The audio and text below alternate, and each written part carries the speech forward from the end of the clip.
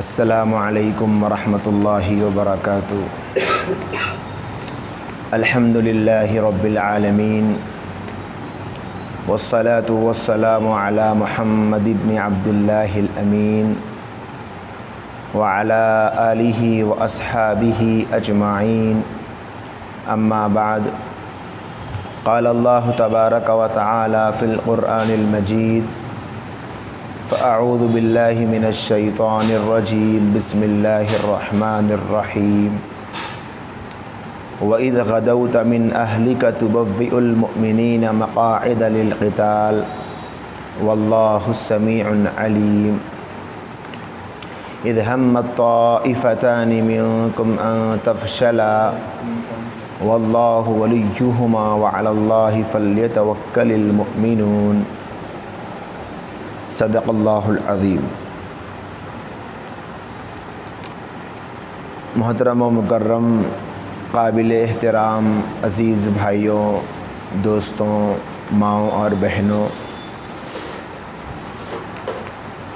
رمضان کا مبارک مہینہ ابھی مکمل ہوا ہے۔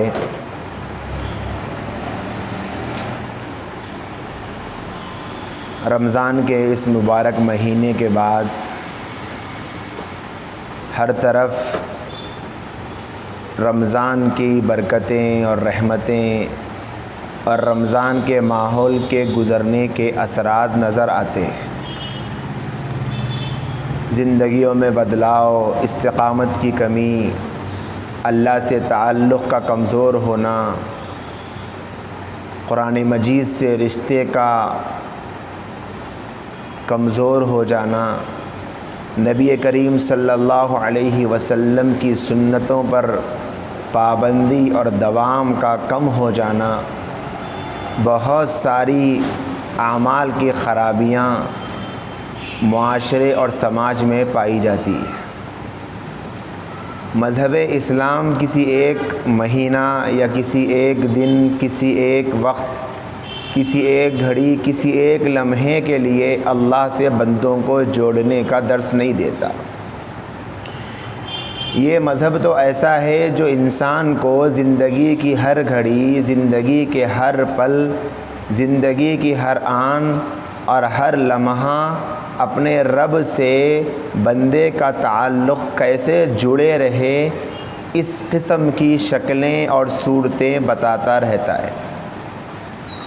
چنانچہ جہاں رمضان کے ختم ہونے کے بعد ایمان والوں کے ایمان کے سرد ہونے کے سیلاب امنڈتے ہیں، جہاں ایمان والوں کے ایمان پر عمل کرنے اور ان کے تقاضوں پر چلنے کے لیے مسلمانوں کو حالات پیش آتے ہیں، وہیں پر اسلامی تاریخ میں شوال کے اس مہینے میں ایک ایسا عظیم الشان واقعہ پیش آیا ہے، جس واقعے کے سبب سے، جس واقعے کی بدولت سے انسانی معاشرے میں، انسانی مزاجوں میں پائے جانے والی اعمال کی کمی اور ایمان کے تقاضوں پر چلنے کا جذبے میں کمی، اور اسی طریقے سے اللہ سے تعلق کی جو کمی ہے وہ بہت حد تک ختم ہو جاتی ہے۔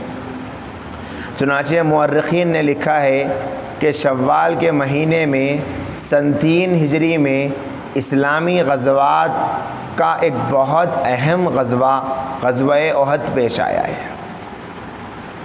جیسا کہ ہم نے اس سے پہلے سنا ہے غزوات کی سیریز میں کہ اسلام کی سب سے پہلی جنگ وہ اللہ کے نبی صلی اللہ علیہ وآلہ وسلم کے مدینہ منورہ کو جانے کے بعد غزوہ بدر ہے۔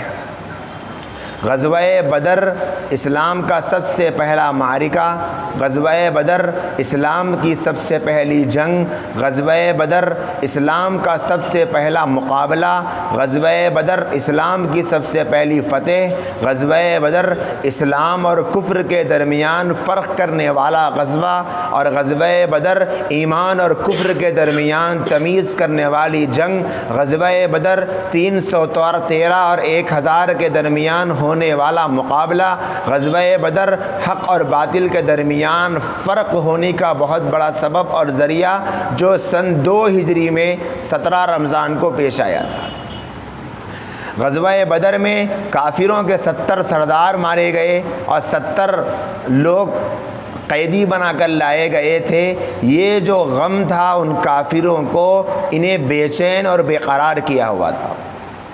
جب کفار غزوہ بدر سے فارغ ہونے کے بعد ہار کر ناکامی کے ساتھ نامراد ہو کر لوٹے مکۃ المکرمہ کو، اور قریش نے وہ تمام لوگوں کا جائزہ لیا کہ کون کون مکۃ المکرمہ کے سردار تھے جو غزوہ بدر کے موقع پر ختم کر دیے گئے، مار دیے گئے، تو ان تمام لوگوں کا غم، ان تمام لوگوں کا سوگ پورے مکۃ المکرمہ کے باشندوں کے اوپر چھایا ہوا تھا۔ ان کے ذہنوں پر اور کوئی چیز سوار ہونے کو تیار نہیں تھی، بس انہیں یہی دھن کھائی جا رہی تھی کہ کس طریقے سے ہمارے اپنوں کو ہم سے جدا کیا گیا، ہمارے رشتہ داروں کو ہم سے دور کر دیا گیا، ہمارے ساتھ اٹھنے بیٹھنے والوں کو قتل کر دیا گیا۔ بدلے کی آگ ان کے دل کے اندر بھڑک رہی تھی۔ تو مکے میں اعلان کر دیا گیا کہ جو بدر کے مقتولین ہیں، جو بدر میں قتل کر دیے گئے، ان پر کوئی نہ روئے، ان پر کوئی ماتم نہ کرے، ان پر کوئی افسوس نہ کرے، ان پر کسی قسم کا غم نہ منایا جائے۔ ابو سفیان مکۃ المکرمہ کے ابو جہل کے قتل ہونے کے بعد سردار بنائے گئے، مکے کے سردار ابو سفیان مقرر ہوئے۔ ابو سفیان نے اعلان کیا، یاد رکھنا جب تک میں بدر کے مقتولین کا بدلہ نہیں لوں گا میں چین کی نیند نہیں سوؤں گا۔ چنانچہ غزوہ بدر کے ہونے کے فوری بعد مسلمانوں کو صفحہ ہستی سے مٹانے کے لیے تیاریاں شروع کی گئی۔ کفار نے ایڑی چوٹی کا زور لگایا، قریش مکہ نے اپنے تمام تر مالوں کو لا کر جمع کرنا شروع کر دیا، فنڈنگ کرنا شروع کی، چندہ کرنا شروع کیا، جمع کرنا شروع کیا۔ مردوں نے اپنے اپنے پاس موجود مال کو لا کر جمع کیا، اور عورتوں نے بھی اس میں ایک بہت بڑا حصہ لیا کہ عورتیں اپنے زیورات کو اتار کر لا کر جمع کر دی چلی گئی۔ اور ابو سفیان کا وہ قافلہ بدر کے معرکوں کا نقشہ جس کے ذہن میں ہو وہ یہ سمجھ سکتے ہیں کہ ابو سفیان قریش کے قبیلے کے سرداروں کا مال لے کر مدینہ طیبہ سے ملک شام کو گئے تھے، ملک شام سے واپس لوٹ رہے تھے، تو نبی کریم صلی اللہ علیہ وسلم اور آپ کے صحابہ نے ان کا تعاقب کیا۔ ابو سفیان ساحل کے کنارے سے تمام قریش کے سرداروں کی اس پونجی کو بچا کر مکۃ المکرمہ کو حفاظت کے ساتھ لائے تھے۔ تو جو پونجی آئی تھی اور اس میں جتنا نفع ہوا، جتنا فائدہ ہوا، جو بینیفٹ ہوا، وہ سارا کا سارا مکے کے تمام سرداروں نے اور مکے کے تمام باشندوں نے، مکہ کے تمام کافروں نے، مکہ کے تمام انویسٹرز نے، جن نے اس میں اپنا مال لگایا تھا، ان تمام نے اپنا سارا کا سارا مال مسلمانوں کو صفحہ ہستی سے مٹانے کے لیے وقف کر دیا، اور مال جمع ہوتا رہا۔ تیاریاں زوروں پر تھی، تیاریاں کی جانے لگی، لوگوں میں تشکیل کی جانے لگی، قریب کے ارد گرد کے علاقوں کو انوائٹ کیا گیا، اور وہ قبائل بھی ان کا ساتھ دینے کے لیے آگے آ گئے۔ ارد گرد کے قبیلوں نے بھی مالی تعاون کیا، جس سے امداد میں اور اضافہ ہوا۔ ایک طرف سے دوسری طرف ارد گرد کے تمام علاقوں کو ابو سفیان نے اپنی محنت سے، اپنی کوشش سے مسلمانوں کے خلاف جمع کرنا شروع کیا۔ اس میں ایک کوشش یہ کی کہ مدینہ منورہ کے یہودیوں سے دوستی کا ہاتھ ملایا، اور یہود سے دوستی کی، اور ان سے مسلمانوں کے خلاف لڑنے کے لیے مدد طلب کی۔ اس میں ایک کوشش یہ کی کہ مسلمانوں کے درمیان پھوٹ ڈالنے کے لیے مسلمانوں کا اور مدینے کے پرانے قبیلہ اوس اور قبیلہ خزرج، جن کے درمیان دشمنی 100 سال 120 سال تک جاری تھی، ان کی آپسی دشمنی کو بھڑکانے کی کوششیں کی گئی، لیکن وہ پھر بھی ناکام ہو گئے۔ حد یہاں تک ہو گئی کہ گزرتے 1 سال کا وقت گزرنے کو آ گیا، اور ابو سفیان نے 3000 کا لشکر جرار تیار کیا، اور مسلمانوں کے خلاف یکدم حملہ کرنے کے لیے، مسلمانوں کو اچانک حملہ کر کے ختم کر دینے کے لیے 3000 کافروں کو جمع کیا، جن میں ان کے پاس 300 اونٹیں تھیں، 200 گھوڑے تھے اور 700 زرہیں تھی۔ یہ تمام کے تمام ساز و سامان کے ساتھ شوال کے مہینے میں 5 شوال کو چہارشنبے کے دن نکلنے کا منصوبہ بنایا گیا۔ یہاں پر حضرت عباس رضی اللہ تعالیٰ عنہ جو ابھی مسلمان ہو چکے تھے لیکن ان کا اسلام ظاہر نہیں ہوا تھا، انہوں نے اللہ کے نبی علیہ السلام کے پاس میں بنو غفار کے ایک آدمی کا خط بھیجا۔ وہ 3 دن میں بڑی تیزی کے ساتھ مدینہ منورہ کو پہنچا اور اس نے پہنچ کر اللہ کے رسول صلی اللہ علیہ وسلم کو وہ خط دیا۔ جمعرات کے دن نبی علیہ السلام کے پاس وہ خط پہنچا، اللہ کے نبی علیہ السلام نے خط پڑھا۔ خط پڑھنے کے بعد جمعہ کے دن نبی علیہ السلام نے حضرات صحابہ کو بلایا، مشورہ کیا، صحابہ کی جماعت کو آواز دی اور ان کی میٹنگ بیٹھی۔ نبی علیہ السلام نے فرمایا کہ قریش کے بارے میں یہ اطلاع ملی ہے کہ وہ ہمارے اوپر حملہ کرنے والے ہیں، 3000 کا لشکر جرار لے کر آ رہے ہیں، ان کے پاس اتنے ہتھیار ہیں، اتنے گھوڑے ہیں، اتنی زرہیں ہیں، اتنے ساز و سامان سے وہ لیس ہیں، وہ ہماری طرف آ رہے ہیں، بتاؤ کیا کرنا چاہیے۔ حضرات صحابہ سے مشورہ کیا۔ نبی علیہ السلام کے صحابہ نے اللہ کے نبی علیہ السلام کے مشورے پر فرمایا، یا رسول اللہ، ہم یہ چاہتے ہیں کہ مدینے میں رہ کر جنگ کریں، اس لیے کہ مدینہ منورہ ہمارے لیے محفوظ جگہ ہے۔ اور وہ صحابہ جو بدر میں شریک نہیں ہو سکے تھے، ان کا جذبہ یہ تھا، ان کی خواہش یہ تھی، ان کی آرزو یہ تھی، چونکہ ہم بدر میں نہیں جا سکے تو ہم جنگ میں مقابلہ کر کے ہم جنگ میں شہید ہو جائیں، شہادت کا جام نوش کریں، کھلے میدان میں مقابلہ کریں۔ انہوں نے فرمایا، یا رسول اللہ، ہماری تمنا یہ ہے کہ ہم میدان میں مقابلہ کریں، مدینے سے باہر جا کر مقابلہ کریں۔ نبی علیہ السلام نے ارشاد فرمایا، میں نے ایک خواب دیکھا ہے کہ میں ایک مضبوط زرہ میں ہوں اور میرے سامنے ایک گائے کو ذبح کیا جا رہا ہے۔ نبی علیہ السلام نے فرمایا، اس کی تعبیر یہ ہے کہ مضبوط زرہ سے مراد مدینہ منورہ ہے اور گائے کے ذبح ہونے سے مراد میرے صحابہ ہیں، جو چند صحابہ شہید کیے جائیں گے اس غزوے میں۔ آپ نے فرمایا، میں نے ایک اور خواب دیکھا کہ میرے ہاتھ میں ایک تلوار ہے، میں نے اس تلوار کو ہلایا تو ایک مرتبہ وہ تلوار چمکی، میں نے دوسری مرتبہ اس تلوار کو حرکت دی تو اس تلوار کا اگلا حصہ ٹوٹ کر گرا، میں نے ایک مرتبہ پھر تلوار کو حرکت دی تو وہ تلوار عمدہ ہو گئی، چمکنے لگی۔ نبی علیہ السلام نے فرمایا، میری یہ تلوار صحابہ کے مشابہ ہے اور تلوار کا ہلانا صحابہ کو جنگ احد میں بھیجنے کے مشابہ ہے، اور تلوار کے اگلے حصے کا ٹوٹنا میرے صحابہ میں سے چند کے شہید ہونے کے مرادف ہے۔ اور پھر دوسری مرتبہ جب میں نے تلوار کو حرکت دی اور تلوار عمدہ ہو گئی، مطلب یہ ہے کہ صحابہ چند شہید ہونے کے بعد پھر سے مقابلہ کریں گے۔ نبی علیہ السلام نے یہ پیشین گوئی دی اور فرمایا، میری خواہش ہے کہ میں مدینے میں مقابلہ کروں۔ پھر عبداللہ بن ابی بن سلول جو منافقوں کا سردار تھا، اس سے بھی اللہ کے نبی علیہ السلام نے پہلی مرتبہ اس جنگ کے موقع پر مشورہ کیا تو اس کا مشورہ بھی یہی تھا کہ یا رسول اللہ، مدینے میں رہ کر جنگ کرنا چاہیے۔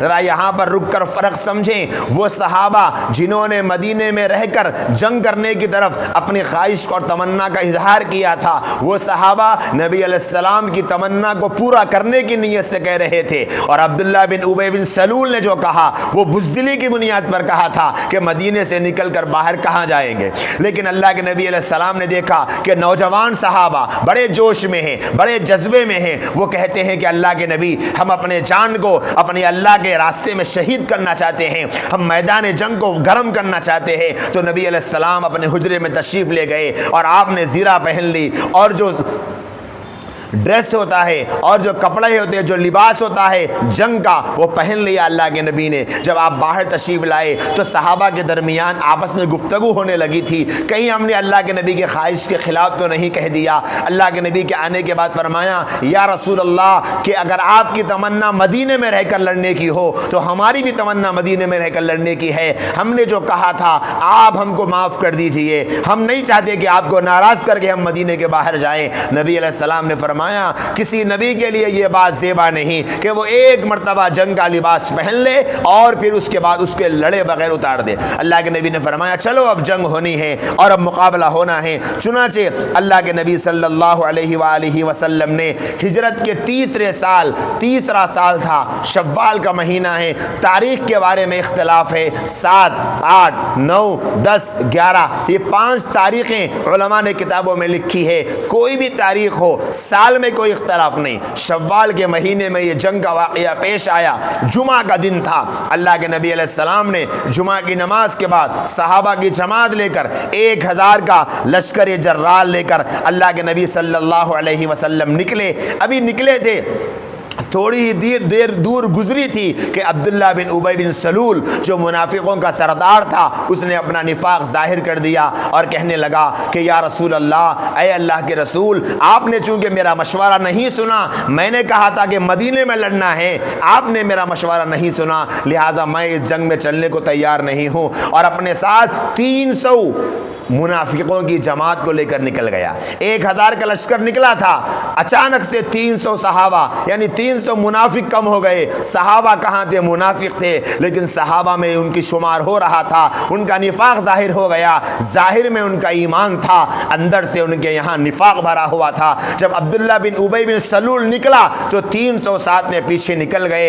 اللہ کے نبی علیہ السلام کے صحابہ اچانک بے چین ہو گئے۔ اللہ کے نبی علیہ السلام کے صحابہ میں ایک عجیب و غریب کیفیت طاری ہو گئی۔ اس عبداللہ بن ابی بن سلول کو دیکھ کر بعض صحابہ قبیلہ بنی اوس کے اور قبیلہ خزرج کے، ان دونوں کے صحابہ، ان دونوں قبائل کے بنو حارثہ اور بنو سلمہ کے کچھ صحابہ بھی، ان کا دل بھی مائل ہو گیا اس طرف کہ ہم بھی واپس مدینے کو چلے جائیں۔ لیکن اللہ قرآن میں ان کا تذکرہ فرماتے ہیں، اللہ نے فرمایا وَإِذْ غَدَوْتَ مِنْ أَهْلِكَ تُبَوِّئُ الْمُؤْمِنِينَ مَقَاعِدَ لِلْقِتَالِ وَاللَّهُ سَمِيعٌ عَلِيمٌ۔ اللہ نے، یہ قرآن کتنی بلاغت والی کتاب ہے، ایک آیت میں اللہ نے پورا منظر نہیں بیان فرمایا۔ وَإِذْ غَدَوْتَ، ذرا یاد کرو اے میرے نبی صلی اللہ علیہ وسلم اس وقت کو جب آپ نکلے اپنے گھر سے، من اہلکا، اپنے گھر سے، اشارہ ملا کہ اللہ کے نبی مدینے سے نکل رہے ہیں۔ تبوئ المؤمنین، اور مسلمانوں کو آپ سمجھا رہے تھے، ان کو جگہ بتلا رہے تھے، مقاعد للقتال، قتال کے لیے جو ان کا مقام ہے وہ بتلا رہے تھے۔ واللہ سمیع علیم، اور اللہ سب کچھ سن رہا تھا اور اللہ سب کچھ جانتا ہے۔ اذ ہمت طائفتان منکم ان تفشلا، جس وقت 2 جماعتوں نے آپس میں ایک خیال اپنے اندر پیدا کیا کہ وہ پیچھے ہٹ جائیں، واللہ ولیہما، اور اللہ ان کا ولی تھا، اللہ ان کا کارساز تھا، اللہ ان کی مدد کرنے کے لیے تیار تھا۔ تو وہ جو 2 قبیلے تھے، بنو ثعلبہ اور ان دونوں قبیلوں کے بارے میں اللہ نے فرمایا واللہ ولیہما، اللہ ان کی مدد کرنے والا تھا۔ تو ان کے دل میں خیال آیا کہ عبداللہ بن ابی بن سلول کے ساتھ پیچھے چلے جائیں، لیکن اللہ نے ان کو ثابت قدمی دی اور وہ نبی علیہ السلام کے ساتھ کھڑے رہے۔ چنانچہ اب جو صحابہ کی جماعت کھڑی ہو گئی وہ 700 صحابہ کی جماعت تھی۔ اللہ کے نبی صلی اللہ علیہ وسلم اب صحابہ پر نظر ڈال رہے تھے کہ کون سا صحابی ایسا ہے جو اس جنگ میں بچہ ہے یا کمزور ہے یا معذور ہے، جس کو اس جنگ میں نہیں لے جایا جا سکتا۔ تو 700 صحابہ میں اللہ کے نبی صلی اللہ علیہ وآلہ وسلم نے دیکھا تو ایسے صحابہ اس میں نکلے کہ ان صحابہ کے درمیان میں اس طریقے کی بات چیت ہو گئی کہ ایک صحابی رسول رضی اللہ تعالیٰ عنہ رافع بن خدیج رضی اللہ تعالیٰ عنہ ہیں، سمرہ بن جندب رضی اللہ تعالیٰ عنہ ہیں، یہ 2 صحابہ کم عمر تھے۔ تو اللہ کے رسول نے، عبداللہ بن عمر بھی اس میں شریک تھے، ان 5-6 صحابہ کو الگ کر دیا کہ تم لوگ احد میں شریک نہیں ہو سکتے، تم لوگ عمر میں بڑے کم ہو۔ تو سمرہ بن رافع بن خدیج رضی اللہ عنہ کے بارے میں آتا ہے، انہوں نے چالاکی کی اور اپنے انگوٹھوں کے بل پیروں پر کھڑے ہو گئے تاکہ لمبے نظر آئے۔ اللہ کے نبی نے دیکھا کہ رافع بن خدیج لمبے نظر آتے ہیں تو ان کو اللہ کے نبی نے اندر بلا لیا۔ سمرہ بن جندب آئے، انہوں نے کہا یا رسول اللہ، رافع تو مجھ سے کمزور ہے، وہ تیر چلانا بڑا اچھا جانتا ہے لیکن طاقت تو میرے پاس زیادہ ہے، میں سمرہ بن جندب رافع بن خدیج کو چت کر سکتا ہوں۔ اللہ کے نبی نے فرمایا ٹھیک ہے، مسکرائے اور فرمایا دونوں مقابلہ کرو۔ اب اللہ کے نبی کے سامنے پورے 700 صحابہ کے سامنے رافع بن خدیج اور سمرہ بن جندب دونوں مقابلہ کیے ہیں، اور سمرہ بن جندب نے رافع بن خدیج رضی اللہ تعالیٰ عنہ کو چت کر دیا۔ اللہ کے نبی علیہ السلام نے فرمایا اے سمرہ تم بھی چلو، تم بھی میرے ساتھ چلنے کے قابل ہو۔ یہاں پر علماء نے ایک وضاحت یہ لکھی ہے کہ اس زمانے کے بچوں کا حال یہ ہوتا تھا کہ وہ اسلام کے لیے جینے والے اور اسلام کے لیے مرنے والے ہوا کرتے تھے، کہ اسلام کے لیے مرنا انہیں اتنا پسند تھا کہ اپنے ساتھیوں کو چت کرنا پڑے تو کر دیں گے، لیکن نبی کے ساتھ جام شہادت کا جذبہ ہم بھی اپنائیں۔ یہ جذبے صحابہ کے بچوں میں۔ اور بدر کے موقع پر بھی ہم نے سنا کہ ابو جہل سب سے بڑا فرعون امتی، ابو جہل موسیٰ کی امت کا فرعون تھا اور میری امت کا فرعون ابو جہل ہوگا۔ آ گئے حضرت معاذ، حضرت معوذ، دو معصوم چھوٹے سے بچے آ گئے۔ عبد الرحمن ابن عوف رضی اللہ تعالیٰ عنہ فرماتے ہیں کہ میں کھڑا ہوا ہوں، ادھر اس طرف میں میرے اس جانب ایک بچہ، میرے اس جانب ایک بچہ۔ وہ فرماتے ہیں کہ جب صف بنتی ہے اور دائیں اور بائیں اگر کوئی بہادر اور مضبوط اور دلیر اور سپاہی اور لڑنے والا ہوتا ہے تو ہمارے اندر بھی ہمت پیدا ہوتی ہے، لیکن میں نے دیکھا ایک طرف معاذ ہے، ایک طرف معوذ ہے۔ ان بچوں کو دیکھ کر میں نے سوچا میری ہمت کیا بڑھے گی، میری ہمت تو اور کمزور ہو جائے۔ لیکن جیسے جنگ شروع ہوئی ایک طرف سے انہوں نے انگلی کھینچی، اے چچا جان، پوچھا کیا ہوا بیٹا؟ کہنے لگے ہم نے سنا ہے کہ ابو جہل ہمارے نبی کو بہت گالیاں دیتا ہے، بتاؤ ابو جہل کون ہے؟ ایک طرف سے انہوں نے انگلی کھینچی، چچا جان بتاؤ ابو جہل کون ہے؟ دونوں نے دونوں طرف سے انگلیاں کھینچی۔ حضرت عبد الرحمن ابن عوف کہتے ہیں میں نے کہا کیسے مارو گے؟ کہا کہ مارنا تو بات کی بات ہے، ہمیں بتاؤ تو صحیح وہ دکھتا کیسا ہے؟ عبد الرحمن ابن عوف فرماتے ہیں میں نے دونوں بچوں سے کہا دیکھو بیٹا وہ رہا ابو جہل، وہ وہاں پر سواری پر سوار تھا۔ عبد الرحمن ابن عوف فرماتے ہیں میں نے ایسے اپنے اشارے کو ہاتھ کے ابھی یوں پیچھے بھی نہیں کیا تھا کہ یہ دونوں بچے چیل کی طرح ابو جہل پر اڑے اور اڑ کر انہوں نے حملہ کیا۔ ابو جہل زمین پر گرا اور اس یہی سبب بنا پھر ایک اور صحابی ہے انہوں نے شہید کر دی، انہوں نے قتل کر دیا اس کو، ابو جہل کو، اور اسے واصل جہنم کر دیا۔ تو یہ بچوں کا جذبہ میرے بھائیوں اور بہنوں اللہ کے نبی کے دشمنوں کو قتل کرنے کا اور انہیں جہنم رسید کرنے کا ہوا کرتا تھا۔ رافع بن خدیج، سمرہ بن جندب رضی اللہ تعالی عنہما دونوں کا مقابلہ ہوا۔ ایک کو تیر و تلوار چلانا بڑا بہترین آتا ہے اور دوسرے ہیں جو اپنے ساتھی کو چت کر چکے ہیں اور نبی کی زبان سے عہد میں چلنے کی اجازت لے لی ہے۔ ایک زمانے کے وہ بچے تھے جنہیں نبی کے دشمن اتنے ناپسند تھے، ایک زمانے کے آج کے بچے ہیں جنہیں نبی کے دشمن سب سے زیادہ پسند آتے ہیں۔ وہ نبی کے دشمنوں کو زمین سے صاف کرنے میں فخر محسوس کرتے تھے اور آج نبی کے دشمنوں کا ساتھ دینے میں ہمارے بچے فخر محسوس کر رہے ہیں۔ آج ماں باپ اپنے بچوں کو کس راستے پہ ڈال رہے ہیں، کس کے پیچھے ڈال رہے ہیں؟ ان کے پیچھے جنہوں نے نبی کے ارمانوں کا خون کیا، جنہوں نے نبی کے اسلام کو ہمیشہ نقصان پہنچایا، جنہوں نے نبی کے مذہب کو ہمیشہ ٹھیس پہنچائی، جنہوں نے نبی کے جسم پر پتھر ڈال کر انہیں ختم کرنے کی کوشش کی، جنہوں نے نبی کو زہر کھلایا، جنہوں نے نبی کو ٹھیس پہنچائی، جنہوں نے نبی کو تکلیف پہنچائی، آج کی نوجوان نسل انہی نبی کے دشمنوں کا ساتھ دینے میں خوشی محسوس کرتے ہیں۔ تو اس طرح رافع بن خدیج اور یہ دو صحابہ نے مل کر اللہ کے نبی صلی اللہ علیہ وسلم کے سامنے مظاہرہ کیا اور اس طریقے سے اپنے آپ کو پیش کیا اور اس طریقے سے اپنے آپ کو اللہ کے نبی علیہ الصلوۃ والسلام کا دیوانہ بنایا۔ ایک اور صحابی سیدنا عمرو بن جموح انصاری رضی اللہ تعالی عنہ تھے، وہ ان کے 3 بیٹے وہ جنگ کے لیے نکل رہے ہیں اور وہ جنگ سے نکلنے سے پہلے اللہ کے نبی علیہ السلام کے سامنے ان کا بھی آمنا سامنا ہوا ان کے بیٹوں نے کہا ابا جان آپ معذور ہیں، ایک پیر سے لنگڑے ہیں، آپ کہاں چلیں گے، کہاں مقابلہ کریں گے، کہاں جنگ کریں گے، کہاں پر آپ جا کر وہاں دشمنوں سے مقابلہ کریں گے، آپ گھر میں آرام کیجئے، ہم جائیں گے مقابلے کے لیے، ہم لڑیں گے مقابلے کے لیے، ہم دشمن کو زمین کی دھول چٹا دیں گے۔ لیکن عمرو بن جموح کہنے لگے نہیں نہیں، میں بھی چاہتا ہوں کہ اللہ کے راستے میں جاؤں اور میں شہید ہو جاؤں۔ اللہ کے نبی علیہ السلام نے فرمایا کیا ہوا عمرو بن جموح، کیوں پریشان ہو؟ کہنے لگے اللہ کے نبی یہ میرے 3 بیٹے مجھ سے کہتے ہیں کہ آپ بوڑھے ہو چکے ہو، آپ لنگڑے ہو، 60 سال سے زائد آپ کی عمر ہے، آپ اس میں شرکت نہ کرو۔ یا رسول اللہ میری یہ خواہش ہے، میرا ایک پیر معذور ہے، میرا ایک پیر لنگڑا ہے، میں یہ چاہتا ہوں کہ میں اس لنگڑے پیر سے جنت کی سیر کروں۔ نبی علیہ السلام نے فرمایا عمرو بن جموح کا نہ روکو، جاؤ عمرو بن جموح تمہیں بھی اجازت دیتا ہوں عہد میں شرکت کی۔ اپنے گھر کو گئے، اپنے بیوی سے کہا کہ الوداع میں جا رہا ہوں، اور اپنے گھر میں اپنی بیوی کے سامنے اپنے دونوں ہاتھوں کو اٹھایا اور دعا کی کہ اے میرے اللہ اب اس حالت میں تیرے راستے میں نکل رہا ہوں، پیر لنگڑا ہے اور بوڑھا ہو چکا ہوں، میرے مالک مجھے اسی حال میں شہید کر دے، اور میں چاہتا ہوں کہ میں لنگڑا پیر لے کر تیری جنت میں آؤں، مجھے کل قیامت کے دن لنگڑے ہونے کی حالت میں تیرے راستے میں شہید ہونے والا کہلوایا جائے۔ اسی راستے میں گھر سے نکلے اور احد میں جا کر شہید ہو گئے۔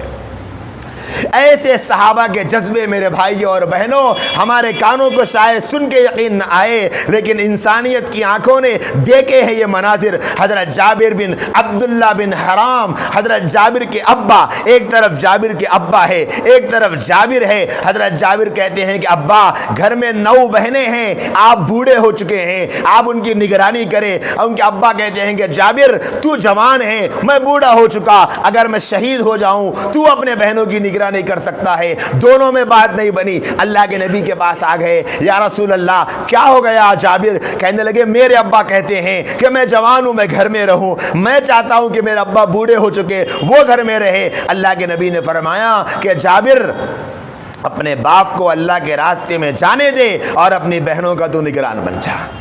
ایسے صحابہ میں جذبے اور شوق ہوا کرتا تھا کہ ہم اللہ کے راستے میں جائیں، اللہ کے راستے میں جا کر شہادت کا جام نوش کریں۔ یہ صحابہ کا ترتیب دینے کا منظر تھا۔ پھر اللہ کے نبی علیہ السلام نے صحابہ کے صفوں کو ترتیب دی، اور ایک جرنیل کی طرح، اور ایک منجے ہوئے جرنیل کی طرح، ایک سپہ سالار کی طرح پورے احد کا نقشہ آپ نے اپنی آنکھوں کے سامنے دیکھا۔ پیچھے احد کا پہاڑ ہے، احد کا پہاڑ مدینے سے 8 میل کے فاصلے پر ہے۔ اس کو احد اس لیے کہتے ہیں کہ یہ پہاڑ دوسرے پہاڑوں کی طرح نہیں ہے، اس پہاڑ کی ایک الگ حیت تھی، اس لیے اس کو احد کہا جاتا تھا۔ اس پہاڑ کے سامنے کی جگہ اللہ کے نبی علیہ السلام نے جنگ کے لیے تیار کی۔ دشمن قریش کا لشکر مقابلے میں تیار ہو چکا تھا، وہ صف باندھ چکے تھے، اور انہوں نے اپنی صف کو آگے ادھر پہاڑ تھا احد کا، اس کے مقابل میں ان لوگوں نے اپنے صف کو تیار کر رکھا تھا۔ ادھر ان کے مقابل میں جو کھڑے ہوئے تھے ان کی دائیں جانب انہوں نے خالد بن ولید کو نگران بنایا، بائیں جانب حضرت اکرمہ کو نگران بنایا جو ابھی مسلمان نہیں ہوئے تھے، اور یہاں مسلمان، یہاں پر اللہ کے نبی علیہ السلام نے یوں ترتیب دی کہ یہاں پیچھے احد کا پہاڑ تھا، سامنے مشرکین تھے، یہاں بازوک میں ایک پہاڑی تھی جبل ابی قبید، جبل رماد اس پہاڑی کا نام ہے۔ اس پہاڑی پر اللہ کے نبی علیہ السلام نے 50 صحابہ کے دستے کو کھڑا کر دیا۔ عبداللہ بن جبیر رضی اللہ تعالیٰ عنہ کی نگرانی میں یہاں 50 صحابہ کو کھڑا کیا، تیر اندازوں کو، اور یہ فرمایا کہ دیکھو چاہے کچھ بھی ہو جائے، چاہے مسلمان جنگ جیتے یا مسلمان جنگ ہارے، بعض روایات میں آتا ہے اگر ہم مسلمانوں پر چیل کوے بھی آ جائیں تب بھی تم اس جگہ سے نہ ہٹنا، جب تک ہم آواز نہ دے تم یہاں سے نہ ہٹنا، اگر ہمارے اوپر کافر ہلہ بھی بول دے تب بھی تم یہاں سے نہ ہٹنا۔ یہ کہہ کر اللہ کے نبی نے پٹیلے پر کھڑے ہونے کا حکم دیا، اور پھر اللہ کے نبی علیہ السلام نے جنگ کے صفوں کو ترتیب دی، اور ایسے احد کے میدان میں نبی علیہ السلام نے صحابہ کو کھڑا کیا کہ مصعب بن عمیر رضی اللہ تعالیٰ عنہ کے ہاتھ میں آپ نے جھنڈا دیا اور فرمایا، اپنے ہاتھ کی تلوار ہاتھ اٹھائی اور فرمایا کون ہے جو اس تلوار کا حق ادا کر کر دے۔ ایک صحابی آگے آئے، فرمایا یا رسول اللہ میں کروں گا۔ آپ نے فرمایا کون ہے جو اس تلوار کا حق ادا کر دے؟ ایک ابو دجانہ رضی اللہ تعالیٰ عنہ کھڑے ہوئے، فرمایا یا رسول اللہ اس تلوار کا حق کیا ہے؟ فرمایا اس تلوار کا حق یہ ہے کہ دشمن کو مارتے مارتے یہ تلوار ٹیڑھی ہو جائے۔ فرمایا یا رسول اللہ میں اس تلوار کا حق ادا کروں گا۔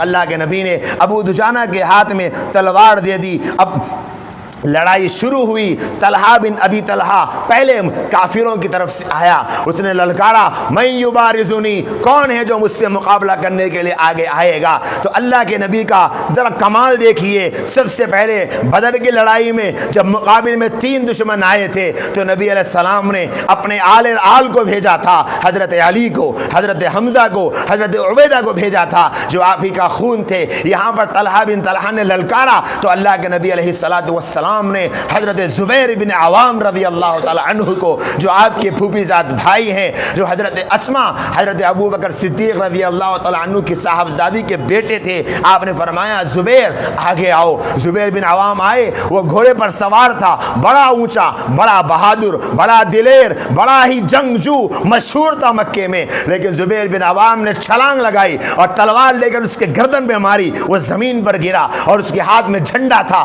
اس کا جھنڈا گر رہا تھا۔ ابو سفیان نے پہلے ہی سمجھا دیا تھا کہ بدر میں بھی جھنڈا تمہارے قبیلے کے ہاتھ میں تھا، عبد الدار کے، اور تم لوگوں نے ذلیل کر دیا، اب کی بار ذلیل نہ کرنا۔ جیسے ہی جھنڈا گر رہا تھا دوسرے آیا، اس نے ہاتھ میں جھنڈا لیا۔ یہاں سے دوسرے صحابی حضرت علی آگے بڑھے اور انہوں نے اس کافر کے گردن پہ وار کیا، اسے ختم کر دیا، اس کے ہاتھ سے جھنڈا گرا۔ تیسرا آیا، وہ آگے بڑھا، اس نے جھنڈا ہاتھ میں لیا۔ حضرت حمزہ آگے آئے، انہوں نے تلوار لی اور اس کا سر قلم کر دیا، پھر وہ گرا، چوتھا ہاتھ میں اٹھایا۔ یہاں سے سعد ابن ابی وقاص رضی اللہ تعالیٰ عنہ آئے، انہوں نے اس کا سر قلم کر دیا، وہ گرا۔ پانچویں نے جھنڈا اٹھایا، یہاں سے حضرت عاصم رضی اللہ تعالیٰ عنہ آگے بڑھے، انہوں نے اس کی تلوار سے سر قلم کر دیا، وہ گرا۔ چھٹے نے جھنڈا اٹھایا، پھر طلحہ بن عبید اللہ آگے بڑھے اور انہوں نے اس کا سر قلم کر دیا۔ اس طرح ایک جھنڈے کو سنبھالنے کے لیے یکے بعد دیگرے ایک گھر کے 7 لوگ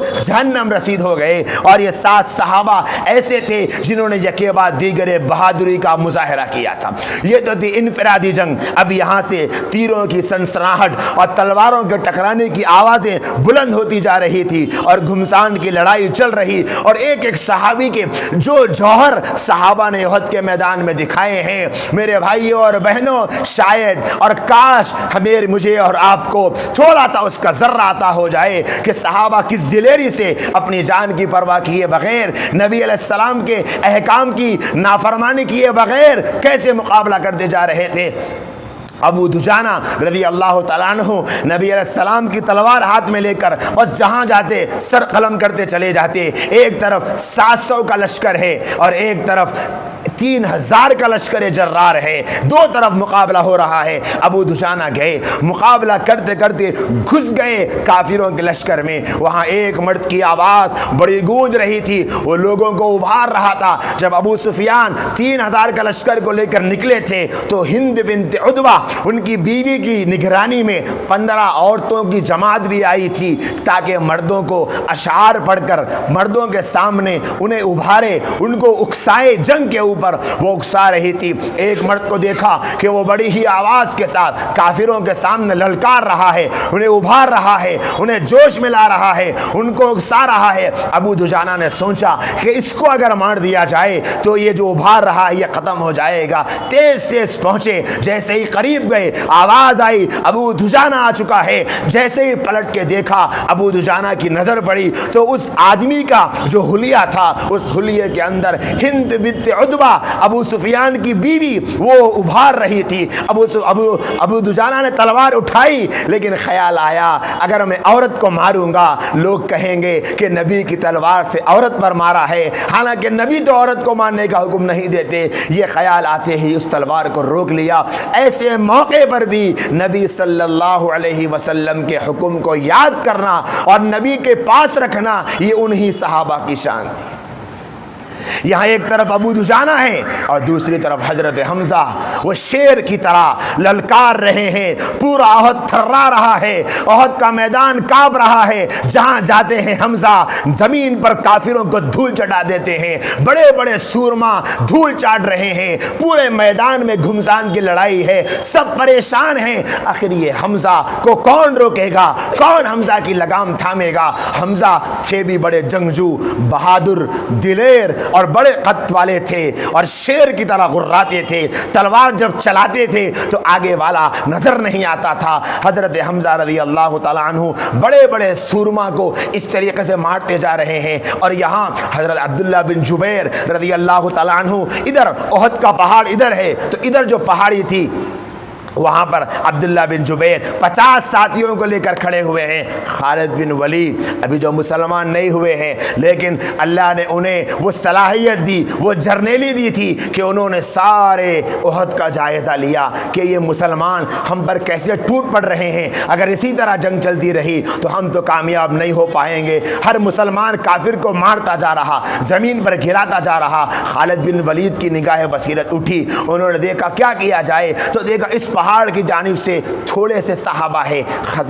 خالد بن ولید اپنے ساتھیوں کو لے کر آئے.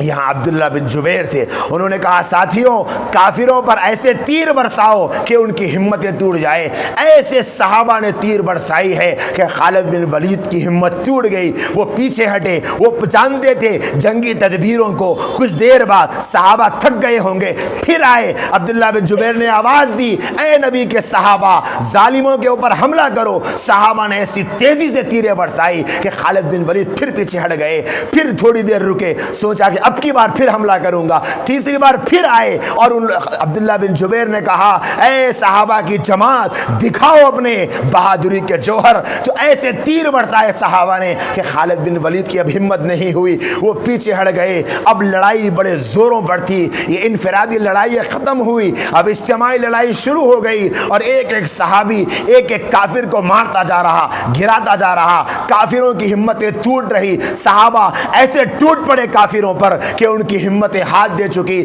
اور وہ جذبہ اور وہ ہمت, وہ حوصلہ جو وہ لے کر مکے سے آئے تھے وہ ان کا ٹوٹتا ہوا نظر آیا. اور وہ عورتیں جو ان کو اکسا رہی تھی, جو ان کے سامنے نغمے گا رہی تھی, جو ان کے سامنے اشعار پڑھ کے انہیں بہکا رہی تھی مسلمانوں کے خلاف, دیکھنے والوں نے دیکھا کہ وہ پہاڑ کی طرف اپنے کپڑوں کو اٹھا کر ان کی پنڈلیاں نظر آ رہی تھی. ایسی تیز تیز بھاگنے لگی کہ صحابہ کے درمیان جو کافر تھے ان کی ہمتیں ٹوٹ گئی, ان کے قدم اکھڑ گئے. اب وہ بکھرنا شروع ہو گئے, ادھر تھوڑے کافر ادھر تھوڑے کافر. انہوں نے طے کر لیا اب ہم مسلمانوں کا مقابلہ نہیں کر سکتے, اور سارے مسلمانوں کے درمیان سے کافر بھاگنا شروع ہو گئے. کوئی پہاڑوں پہ چڑھ گیا, کوئی ادھر چلا گیا, کوئی ادھر چلا گیا, کوئی ادھر چلا گیا. سارے کافر بکھر گئے اور سب جا رہے تھے. تو یہاں جو احد تھا سامنے کافروں کی جماعت کھڑی تھی, ادھر وہ ٹیلا تھا اور ادھر سے خالد بن ولید جا رہے تھے. ان کی جماعت نے دیکھا کہ جب مسلمان مارے غنیمت کو لے رہے تھے تو یہاں وہ صحابہ کا جماعت جو 50 کا طبقہ کھڑا تھا ٹیلے پر, ان میں سے اختلاف ہو گیا. ان سے وہ تاریخی غلطی ہوئی جس کی بھرپائی انہوں نے بڑے ہی زخموں کے ساتھ میں قبول کی ہے کہ 50 کے طبقے کے درمیان اختلاف ہوا. کسی نے کہا الغنیمہ الغنیمہ, وہاں مال غنیمت تقسیم ہو رہا ہے, مسلمان جیت چکے ہیں, کافر ہار چکا ہے. مسلمانوں کے قدموں میں اللہ نے کامیابی کو ڈال دیا, کافروں کو ذلیل کر دیا. لیکن صحابہ کے جماعت کے امیر عبداللہ بن جبیر نے کہا کہ نہیں نہیں, نبی نے فرمایا جب تک ہم نہ کہیں تمہیں ہٹنے کی اجازت نہیں ہے. تو ایک صحابی نے کہا کہ اے امیر, نبی کا یہ حکم کا منشا یہ تھا کہ اگر جنگ ختم نہ ہو تو تم نہ ہٹنا, اب تو جنگ ختم ہو گئی. تو یہ درمیان میں بات چیت ہوئی اور صحابہ کی بہت بڑی جماعت تقریباً 40 لوگ چلے گئے اور مال غنیمت لینے میں مصروف ہو گئے. وہ مال مسلمانوں ہی کا حق تھا, لیکن خالد بن ولید جو 3 بار پہلے سے آزما چکے تھے اس راستے سے اندر آنے کا خیال ان کا تھا. انہوں نے پھر نظر ڈالی, جاتے جاتے دیکھے تو صحیح کہ کیا ہو رہا ہے. نظر پڑی کہ کم صحابہ ہے, ان کو ہٹانا آسان کام ہے. اپنی جماعت کو لے کر واپس آئے. پھر بھی سلام ہو عبداللہ بن جبیر کی بہادری پر سلام ہو، ان صحابہ کی بہادری پر۔ عبداللہ بن جبیر نے آواز لگائی، اے صحابہ کی جماعت ڈٹ کر مقابلہ کرو۔ وہ مقابلہ کرتے گئے، لیکن 10 آدمی ان کے ساتھ کھڑے تھے۔ کب تک ساتھ دیتے؟ ان کے پاس تیریں ختم ہو گئی، ان کے پاس تلوار ختم ہو گئی، اب مقابلے کے لیے ہتھیار نہیں تھا، لہٰذا وہ سارے کے سارے صحابہ جام شہادت نوش کر لیے، اور خالد بن ولید کو راستہ مل گیا وہاں سے آنے کا، اور خالد بن ولید اندر داخل ہوئے۔ جیسے ہی اندر داخل ہوئے، ذرا اس منظر کو لائیں کہ صحابہ ہیں، یہاں پر احد کا پہاڑ ہے، یہاں درمیان میں صحابہ کی جماعت ہے، وہ مقابلہ کر رہی تھی، اب وہ مال لے رہی ہے، ادھر سے صحابہ مال لے رہے، ادھر سے مال لے رہے، یہاں سے خالد بن ولید اندر آئے، صحابہ پر حملہ بول دیا۔ وہ صحابہ جو بالکل جنگ کے لیے تیار نہیں تھے، جیسے ہی حملہ کیا تو صحابہ کے درمیان عجیب و غریب حالت ہوئی۔ وہ جو کافر بھاگ رہے تھے، جو پہاڑوں پہ چڑھے تھے، جو ادھر چلے گئے تھے، وہ لوٹ کر آ گئے، اور سارے کافروں کے درمیان مسلمان گھیرے میں آ گئے، ادھر کافر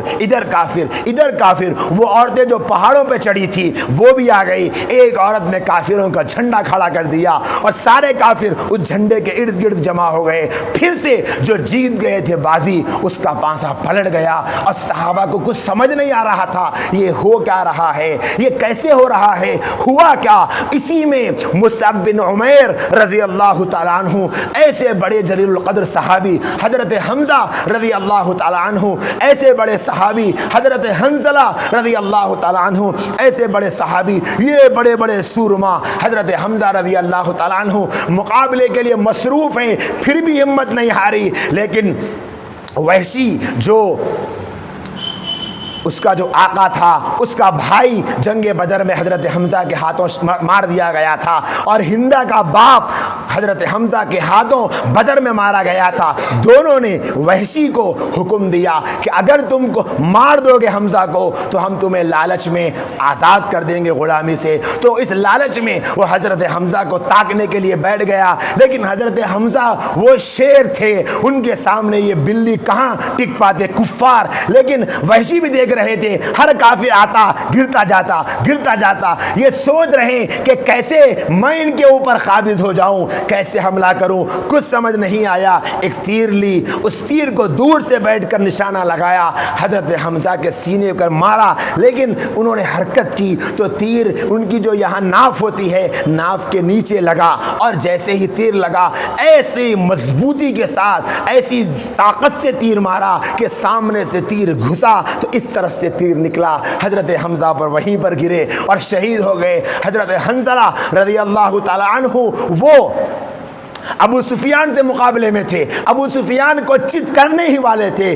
کہ ایک دیکھا کافر نے ہمارا سردار مارا جائے گا، ہمارا کیا ہوگا۔ آ کر انہوں نے حضرت حنظلہ کو مارا، وہ وہیں پر شہید ہو گئے۔ حضرت مصعب بن عمیر جن کے ہاتھ میں اسلام کا جھنڈا تھا، وہ لڑ رہے ہیں۔ مصعب بن عمیر پر قربان جائے ہمارے ماں باپ، اس نوجوان کی جوانی پر، اس نوجوان کی دلیری پر لکھا ہے راویوں نے کہ مصعب بن عمیر کے ہاتھ میں جھنڈا تھا، مقابلے کی گھمسان کی لڑائی، بازی پلٹ گئی ہے، آ کر کسی کافر نے اس ہاتھ پہ مارا، یہ ہاتھ یہاں سے کٹا، مصعب نے اس ہاتھ میں جھنڈا لے لیا، دوسرا کافر وہاں سے آیا، اس نے اس ہاتھ پر مارا، مونڈے سے ہاتھ کٹا، دونوں مونڈوں کے درمیان میں اپنے جھنڈے کو سنبھالا اسلام کے، لیکن جھنڈے کو گرنے نہیں دیا۔ پھر ایک ظالم نے پیچھے سے آیا اور ان کے پیٹھ میں تلوار کو گھونپ دیا، لیکن اس کے بعد تاب نہیں لا سکے۔ مصعب بن عمیر گرے، جیسے ہی مصعب بن عمیر گرے تو جس نے عبداللہ بن قمیہ نے جو مصعب بن عمیر کا قاتل تھا، مصعب بن عمیر اللہ کے رسول صلی اللہ علیہ وسلم کے چہرے میں مشابہت رکھتے تھے، اس نے سوچا کہ میں نے اللہ کے رسول کو قتل کر دیا ہے، نعوذ باللہ۔ اس نے آواز لگائی، اے کافروں، محمد رسول اللہ قتل کر دیے گئے ہیں۔ جیسے ہی ان جانثاروں کے کانوں میں یہ آواز پڑی جو جیتے تھے نبی کے لیے اور مرتے تھے نبی کے لیے، جن کی سانسیں نبی کے لیے تھی، جن کی آہیں نبی کے لیے تھی، جن کا اٹھنا نبی کے لیے تھا، جن کا بیٹھنا نبی کے لیے تھا، جو آئے تھے احد میں نبی کی محبت میں، جو لڑے ہیں احد میں نبی کی محبت میں، جو روئے ہیں نبی کی محبت میں، جو اپنے بچوں کو قربان کیے ہیں نبی کی محبت میں، میں ان کے قدموں میں ایک لرزہ طاری ہو گیا، ان کے چلتے ہوئے قدم تھم گئے، ان کے وہ جذبات جو کافروں کو چت کرنے کے تھے وہ ٹھنڈے پڑ گئے۔ ہائے یہ کیا ہو گیا کہ اللہ کے رسول شہید کر دیے گئے، کہ نبی علیہ السلام شہید کر دیے گئے، کہ اللہ کے نبی کو نعوذ باللہ قتل کر دیا گیا۔ بڑے ہی قسمہ پرسی کا حال تھا۔ حضرت انس بن نضر، حضرت انس کے چچا، وہ جا رہے تھے، انہیں طلحہ ملے، کہا کہ اے طلحہ کیا کر رہے ہو، کہاں جا رہے ہو؟ اب حال یہ ہوا کہ جب نبی کے انتقال کی خبریں پھیلی تو وہ صحابہ جو میدان میں تھے وہ بھی اب میدان سے نکلے اور وہ جانے لگ گئے، یہ سوچ کر نہیں کہ ہم میدان چھوڑ کر بھاگ جائیں گے۔ میدان چھوڑ کر بھاگنا بہت بڑا گناہ ہے، گناہ کبیرہ ہے۔ اللہ نے قرآن اتار دیا، وما محمد الا رسول قد خلت من قبلہ الرسل افئن مات او قتل انقلبتم علی اعقابکم، کہ اگر ہمارے نبی انتقال کر گئے یا نبی کے اوپر موت آ گئی، کیا تم لوگ کیا کرو گے؟ تم لوگ اپنی ایڑیوں کے بل بھاگ جاؤ گے؟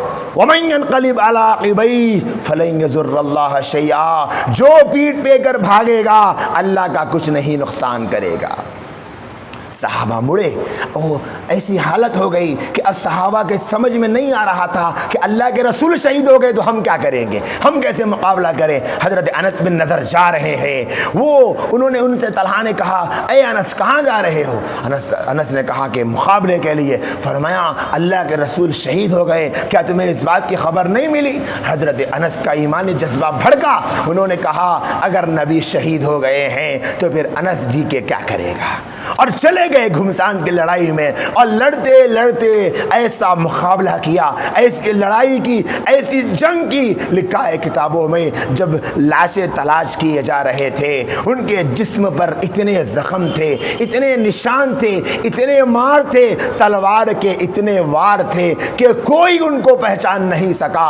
ان کی بہن کو بلایا گیا تو ان کی بہن نے ان کے جسم پر موجود ایک تل کو دیکھ کر یا ان کے ہاتھ کی ایک انگلی کو دیکھ کر پہچانا کہ یہ میرا بھائی ہے۔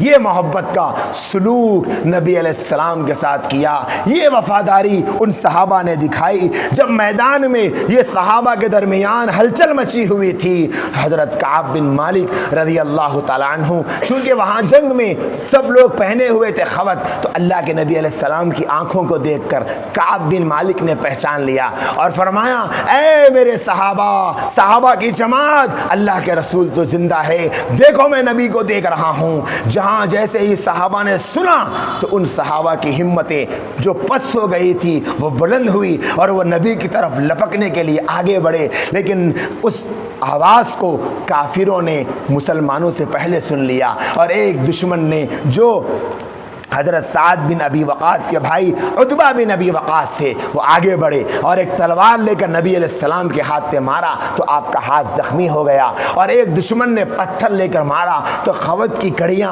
آپ کی آنکھ کے نیچے یہاں پر دس گئی۔ ایک اور دشمن نے پتھر لے کر مارا، چونکہ نبی علیہ السلام نشانہ تھے ان کا کہ نعوذ باللہ ہم محمد کو ختم کر دیں گے تو پھر کوئی ہمارے سامنے آنے کے قابل نہیں رہے گا۔ یہی سوچ کر یکے بعد دیگر حملے آقا کی پر کیے گئے، ایک طرف سے ہاتھ پر مارا گیا، دوسری طرف سے خوت کی کڑیاں دھس گئی، تیسری طرف سے آپ کے دندان مبارک شہید کر دیے گئے، اور چوتھی طرف سے ملعون ابی بن خلف وہ آ رہا تھا اور وہ گھوڑے پر سوار تھا۔ اس نے وعدہ کیا تھا کہ میں محمد کو ماروں گا نعوذ باللہ، اور اس نے ایک گھوڑا پالا تھا مکے میں، اس گھوڑے پر بیٹھ کر ماروں گا، تو نبی علیہ السلام نے فرمایا تھا میں اسے قتل کروں گا۔ جب وہ قریب آیا تو نبی علیہ السلام نے فرمایا کچھ نہ کرو، ایک صحابی کا نیزہ لیا، بس یوں نیزہ پھینک کر مارا، یہاں اس کی گردن پہ لگا، کچھ نہیں ہوا، چھوٹا سا زخم لگا، چیختا چلاتا پھرتا تھا کہ محمد نے مجھے قتل کر دیا ہے۔ لوگ کہتے کہ کہاں قتل کیا؟ کہتا کہ انہوں نے وعدہ کیا تھا مجھے قتل کریں گے، وہ ضرور مجھے مار دیں گے، اور اسی نیزے کی وجہ سے جو زخم لگا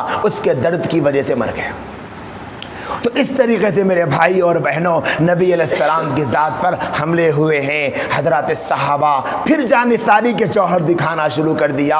اللہ کے نبی صلی اللہ علیہ وسلم پر جو کڑیاں لگی تو فوری طور پر صحابہ بکھر رہے تھے. تو نبی علیہ السلام نے آواز دی, اے میرے صحابہ میں ادھر ہوں, میں ادھر ہوں. جب صحابہ نے آواز لگائی تو سارے صحابہ جو چلے گئے تھے نبی کی آواز پر آنا شروع ہوئے. 9 صحابہ آپ کے پاس کھڑے تھے, 9 صحابہ, جن میں سے 7 انصاری تھے اور 2 مہاجر تھے. اور ان تمام انصاری صحابہ میں ایک صحابی نبی کے لیے اپنی جان قربان کرتا چلا گیا. 7 صحابہ شہید ہو گئے. اخیر میں عمارۃ بن یزید السکن رضی اللہ تعالیٰ عنہ موجود تھے. وہ لڑتے جاتے 14 زخم ان کو لگے.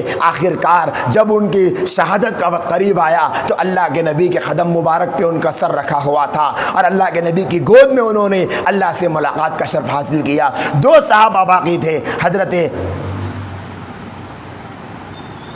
سعد بن ابی وقاص اور طلحہ بن عبید اللہ. یہ 2 صحابہ باقی رہ گئے. یہ 2 صحابہ ایسے مقابلہ کیے ہیں کہ اللہ کے نبی صلی اللہ علیہ وسلم فرماتے تھے, اے طلحہ جاؤ تیر چلاؤ, تمہارے اوپر میرے ماں باپ قربان ہو جائیں. طلحہ تیر چلاؤ, تمہارے اوپر میرے ماں باپ قربان ہو جائیں. لکھا ہے محدثین نے یہ وہ واحد صحابی ہے جس کو نبی نے فرمایا کہ تم پر میرے ماں باپ قربان ہو جائیں. ایسی جان فشانی حضرت طلحہ نے اس جنگ میں دکھائی ہے کہ جب لاشاں ان کا تلاش کیا گیا تو 70 زخم ان کے جسم پر پائے گئے. لڑتے جاتے تیر اتنی تلوار چلائی کہ ان کا ایک ہاتھ شل ہو گیا اور 70 زخم کھائے اور اخیر میں شہید ہو گئے.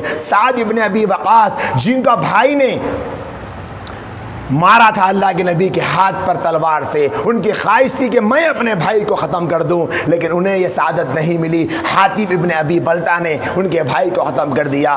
کل ملا کر 9 صحابہ میں 2 صحابہ بچ گئے. پھر جب صحابہ جو آ رہے تھے آواز سن کر اکابر صحابہ دوڑے آئے. خوت کی جو کڑیاں لگی تھی وہ نکالنے کے لیے حضرت ابو بکر آگے بڑھے تو ابو عبیدہ بن الجراح نے فرمایا, اے ابو بکر تمہیں اللہ کی قسم ہے مجھے یہ سعادت حاصل کرنے دو. ابو عبیدہ آگے بڑھے اور اپنے دندان مبارک سے خوت کو کھینچنے کی کوشش کی جس میں ان کا ایک دانت اکھڑ گیا. پھر دوسرے خوت کو نکالنے آگے بڑھے. ابو بکر آگے بڑھے, فرمایا اے ابو بکر مجھے یہ سعادت حاصل کرنے دو. پھر وہ آگے بڑھے, ایک اور خوت کی کڑی نکالی تو اللہ کے نبی علیہ السلام کے جسم چہرے مبارک سے خون نکلنا شروع ہو گیا. ابو عبیدہ کا ایک اور دانت ٹوٹ گیا. اللہ کے نبی علیہ السلام کے منہ مبارک سے خون نکلتا جاتا اور آپ فرماتے اللہم اہدی قومی فإنہم لا یعلمون, اے میرے اللہ اس قوم کو ہدایت دے دے, اسے نہیں پتا کہ میں کون ہوں, اسے نہیں پتا کہ میں کون ہوں. آپ کے دندان مبارک سے خون نکل رہا تھا,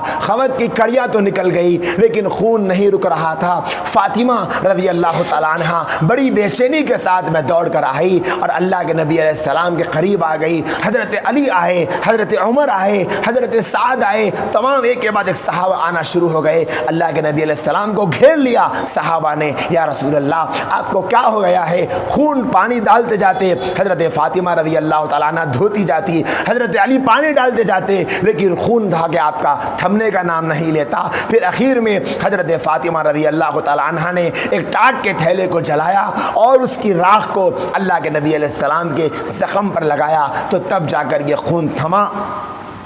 تو اس طریقے سے اللہ کے نبی صلی اللہ علیہ وسلم کی حفاظت صحابہ نے کی. اور یہ احد کا واقعہ آج کے امت مسلمہ کے ہر مرد و عورت کے لیے ایک پیغام ہے امت کے لیے کہ نبی کی ذات پر جب حملے ہوئے تھے تو صحابہ نے اپنی جان پر کھیل کر, اپنی جان کو جوخم میں ڈال کر نبی علیہ السلام کی ذات کو بچانے کے لیے اپنے آپ کو قربان کیا. اور آج نبی کی ذات پر کتنے حملے کیے جا رہے ہیں, لیکن امت مسلمہ ہیں کہ وہ اپنے نیند سے بیدار ہونے کو تیار نہیں ہے. کہیں پر نبی علیہ السلام کی نبوت پر حملہ کیا جا رہا اور کہیں پر نبی صلی اللہ علیہ وسلم کے احکامات پہ حملہ کیا جا رہا. کہیں آپ کی ذات کو مشکوک بنانے کی کوششیں کی جا رہی, کہیں آپ کی ذات پر نعوذ باللہ برے برے الزامات لگانے کی کوشش کی جا رہی. آج کتنے مسلمان ہیں جن کا کلیجہ منہ کو آتا ہے, جن کا دل کڑتا ہے, جن کی آنکھوں آنکھوں سے آنسو نکل جاتے ہیں،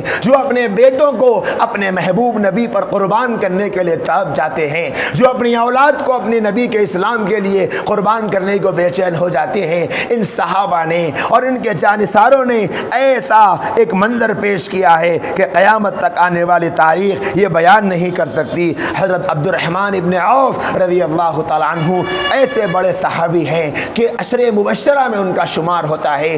20 زخم ان کے اوپر دیکھے گئے اور حضرت عبد الرحمن ابن عوف رضی اللہ تعالیٰ عنہ کا منہ بھی اس جنگ میں زخمی ہو گیا تھا۔ اور اسی طریقے سے ایسے بڑے بڑے جلیل القدر صحابہ اس میدان میں مقابلے میں مصروف تھے کہ ان کے ایسی حالتیں آتی ہے، ایسی جنگ کی لڑائی کہ احد کے میدان میں صحابہ کو جنت کا شوق اور جنت کی طرف ایسے بے چین و بے قرار کرتی جاتی کہ بخاری شریف میں یہ روایت موجود ہے کہ مشارحین نے روایات کی تشریح کے ضمن میں اس نام کو نقل فرمایا کہ عمیر بن حمام رضی اللہ تعالیٰ عنہ ایک صحابی تھے، وہ آئے اللہ کے نبی علیہ السلام کی خدمت میں، فرمایا یا رسول اللہ یہ جو جنگ چل رہی ہے اگر میں اس جنگ میں جاؤں اور میں شہید ہو جاؤں مجھے کیا ملے گا؟ فرمایا تجھے جنت ملے گی۔ نبی علیہ السلام کے فرمانے کے بعد کھجور کو دیکھ کر کہا اے کھجور تجھے کھانے میں میں اتنا وقت کیوں ضائع کروں؟ تجھ سے بہتر تو وہ جنت ہے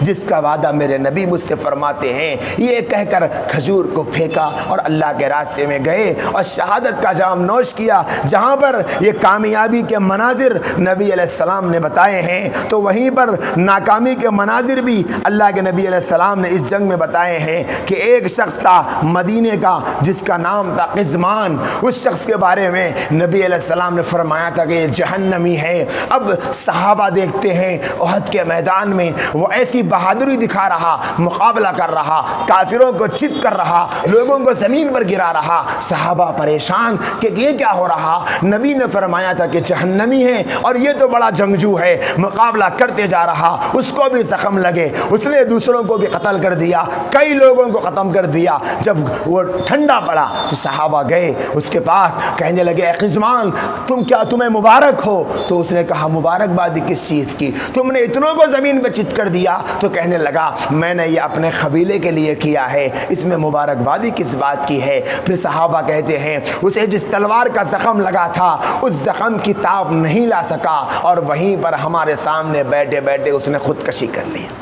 اسی لیے نبی نے فرمایا تھا کہ وہ جہنم میں جائے گا۔ کیوں؟ اس لیے کہ خودکشی کرنا حرام ہے، چاہے جنگ کے میدان میں کافروں کے فرقشے اڑانے کے دوران ہی اگر کوئی خودکشی کر لے گا تو وہ بھی جہنم میں جانے والا ہے، کیونکہ خودکشی تو حرام ہے۔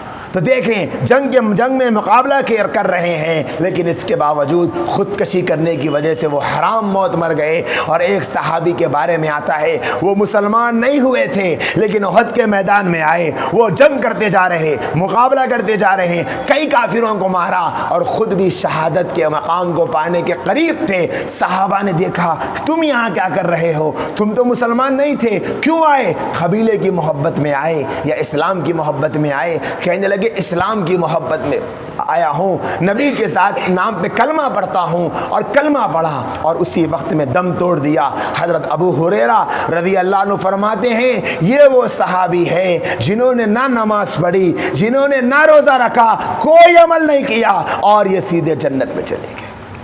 ایسے ایسے مناظر اللہ نے اس میدان میں دکھائے ہیں۔ حضرت قتادہ بن نعمان رضی اللہ تعالیٰ عنہ مقابلہ کرتے جا رہے تھے، ایک تلوار تیر آیا، نیزہ آ کر آنکھ میں لگا، آنکھ کا دیدہ نکل کر لٹک رہا تھا۔ نبی علیہ السلام کے پاس گئے، یا رسول اللہ قتادہ کی آنکھ کو دیکھیے یہ کیسا زخمی ہے۔ نبی علیہ السلام نے اس طریقے سے آنکھ کو اپنے جو اس ہتھیلی کے درمیان میں رکھا اور یوں آنکھ کو پکڑ کر قتادہ کی آنکھ میں یوں لگا ڈالا، جیسے ہی لگایا اور اس پر سے یوں کیا، اور فرماتے ہیں صحابہ اس کے بعد کبھی قتادہ کی آنکھ میں درد نہیں ہوا۔ یہ نبی کا معجزہ اللہ نے احد کے میدان میں دکھایا ہے۔ اور جب یہ سب منظر ہو رہا ہے اور جب نبی علیہ السلام کے زندہ ہونے کی خبر کافروں میں پڑی تو ان کو رہا نہیں گیا، انہوں نے سوچا کہ اب تو محمد زندہ ہیں، اب ہم کیسے مقابلہ کریں؟ تو وہ جو ان کا جھنڈا کھڑا ہو گیا، وہ جو ہمت وہ دکھا رہے تھے، نبی کے زخموں کو دیکھ کر